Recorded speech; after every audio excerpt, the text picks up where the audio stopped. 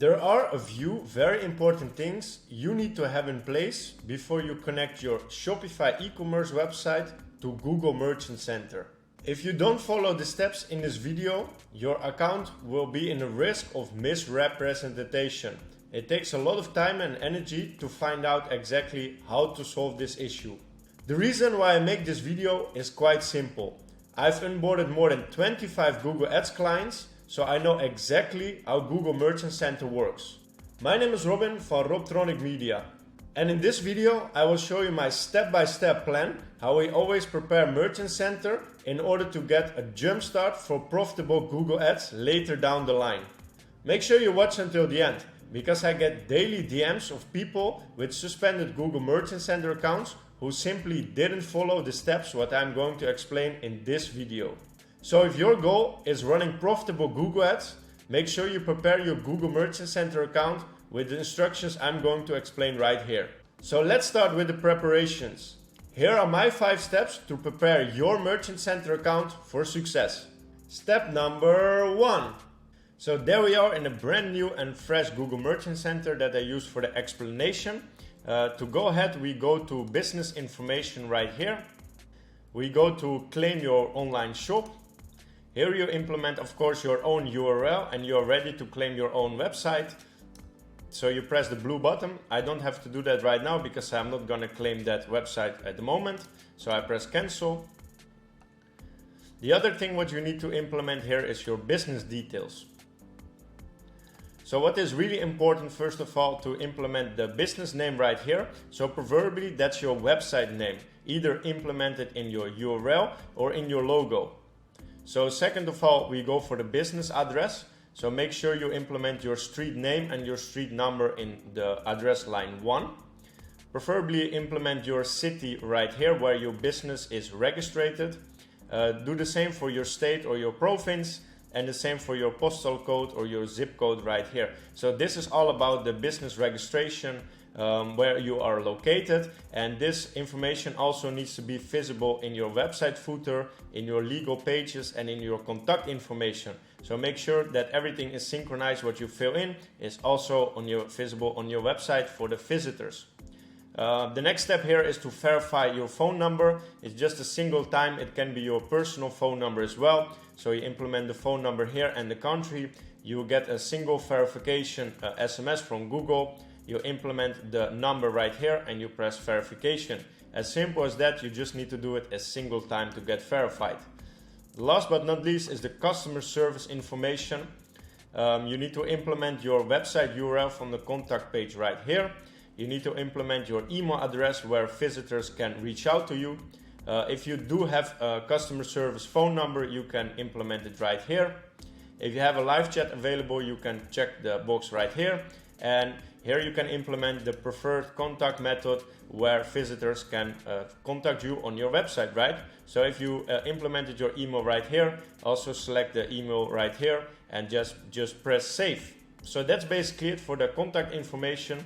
It's really important to realize that all the information you implement right here also needs to be one-on-one the same as on your website, because Google Merchant Center is going to verify this on a daily basis. Step number 2. So for step number 2, we are going to implement the shipping and return information. To do so, you open the Merchant Center and you go on the left side to delivery and returns. So on the page here, you have 2 tabs, the delivery information and the return information. Let's start with the delivery information first. It's important to know that all information that you provide here need to be visible on the shipping or the return policy pages on your website. So let me go ahead and show you exactly what I mean. So for example, for the country, we implement Netherlands. For the products, we select all products right here. Here we select that we implement the customer's address. So that means that the delivery location is at the customer's place. If it's different for you, you can select this one, a collection point. The cutoff time, then here you select the cutoff time. So at what time can people order so it ships the next day. So most of the time by a good fulfillment center is like 10 o'clock. For example, if our fulfillment center is Amsterdam, we implement it right here. The handling days for our fulfillment center is like 0 to 1 day maximum. They work from Monday to Friday, and the transit time, which means the shipping time, is for example for 2 to 4 days, preferably Monday to Friday like this. What brings us to a total delivery time of 2 to 5 days.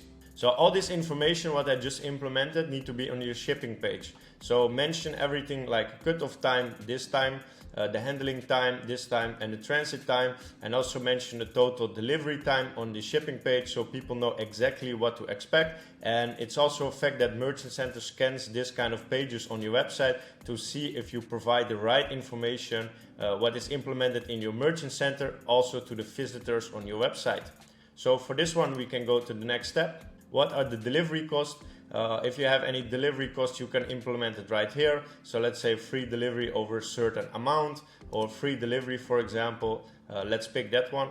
And that's basically it. This is how you implement the shipping information for your website in the Merchant Center. It's always important to do this before you implement the products from Shopify. So by the way, now you can see that the area Netherlands is added to the list with the delivery information. Make sure you do so for all the countries that you ship to in order to give Merchant Center the same information as visible on your website. Step number 3. All right, next step, the return policies. So add a return policy right here. Here you need to place an URL. I just copy and paste one. This return policy is valid for Netherlands now, for example. Yes, we accept returns as we are legally allowed to do so. Yes, we also do exchanges if the customer wants to exchange their products. Make sure you implement all this information again on the return page on your website. Click next. We only accept new products, not slightly used products for this website. What is the return window? As it's 14 days is the legal minimum in Holland. Make sure to check that out for your own website as well. Press next. People can return their package by post to us. So here we select the currency that applied to this post. There's only one option since in Holland there's only euros. The return label is included in the package. Can be downloaded and printed on your website, or it's the customer's responsibility.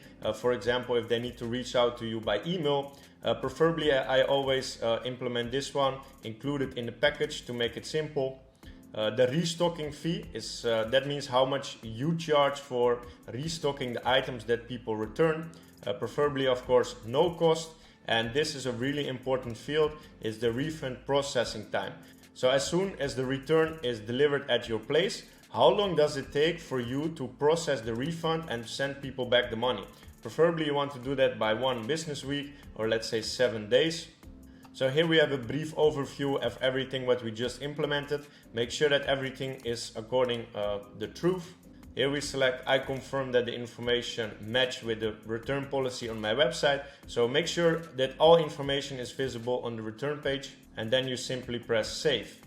Now you can see again that for the policy name, the standard is for Netherlands for the return window 14 days and free of cost. Make sure to implement this for all countries that you ship to, and make sure that it matches with your refund policy on your website.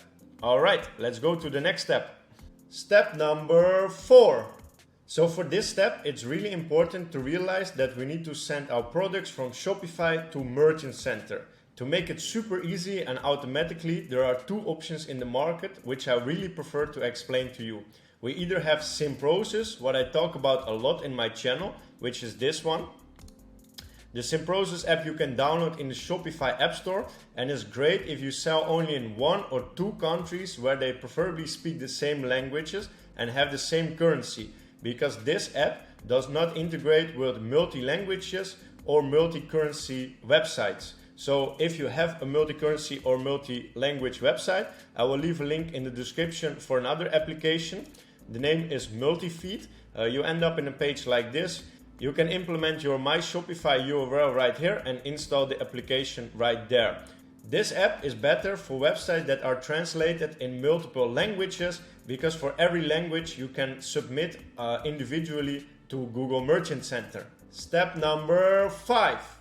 So for this step, we are going to focus to connect Merchant Center to Google Ads. So if all products in the Merchant Center are verified, we are ready to finally run profitable Google Ads. So to make sure that all products are available in your Google Ads account, you go here to the gear icon, you go to apps, you click here add Google Ads.